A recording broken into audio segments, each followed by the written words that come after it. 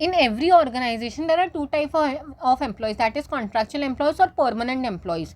तो जो contractual employees हैं इन लोगों को कभी भी gratuity मिलता ही नहीं था. जो permanent employees होते हैं इन लोगों को gratuity मिलता था only after they complete 5 years of service. मतलब contractual employees को कभी gratuity मिलता ही नहीं था. तो अभी गवर्नमेंट ने बोला है कि even if you're a contractual employee still you become eligible for gratuity after 240 days of your completion.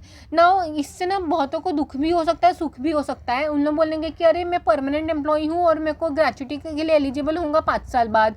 अरे मैं कॉन्ट्रैक्चुअल एम्प्लॉय हूँ और मैं ग्रेचुटी के लिए एलिजिबल हो रहा हूँ 1 ईयर में ही, that is after completing 240 years of continuous service. तो what kind of employee you want to become depends on your interest.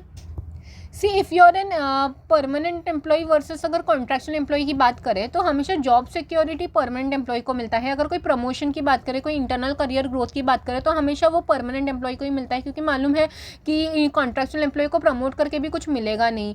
जो पेड लीव एक्यूमुलेटेड होते हैं जिससे कि कैरी फॉरवर्ड करना है, तो कॉन्ट्रैक्चुअल एम्प्लॉय के पास अगर अनयूटिलाइज पेड लीव होंगे भी तो वो कैरी फॉरवर्ड कर नहीं पाएगा क्योंकि उसका कॉन्ट्रैक्ट खत्म हो गया है. तो ये वाला बेनिफिट भी हमेशा परमानेंट एम्प्लॉय को ही मिलता है.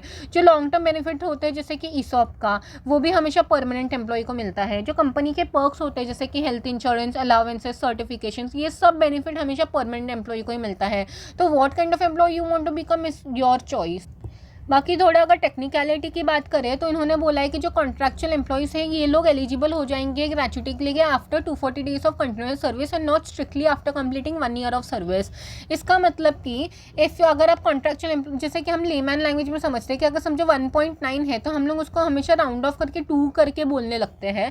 तो कुछ वैसे ही if you have completed 240 days of service with the employer, तो ऐसे केस में हम उसको 1 ईयर ही कंसिडर करेंगे और you become eligible for gratuity.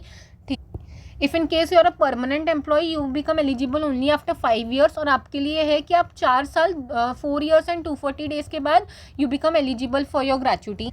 Basically you do not have to complete 5 years to become eligible for gratuity. It can happen कि आपने समझो 1 ईयर का कॉन्ट्रैक्ट है, इट मीन्स 365 डेज होते हैं, बट आपने समझो सिर्फ 355 डेज ही आपने काम किए, तो इसका मतलब you do not become eligible for gratuity. क्या? तो ऐसा नहीं है. गवर्नमेंट ने बोला यू हैव कंप्लीटेड 240 डेज तो यू बिकम एलिजिबल. ये 355 डेज 365 डेज ये वाले झमेले में नहीं रखा है. बाकी ये फॉर्मूला दिया है मैंने कि अगर आप एम्प्लॉय हो who is covered under gratuity, employee who is not covered under gratuity, you can have a look. ये एक न्यूमेरिकल एग्जांपल दिया गया है, you can even have a look, आपको इससे और ज़्यादा क्लैरिटी आई. Employees not covered under the gratuity act, क्या आप फिर भी एलिजिबल हो? Yes, it depends on your employment contract.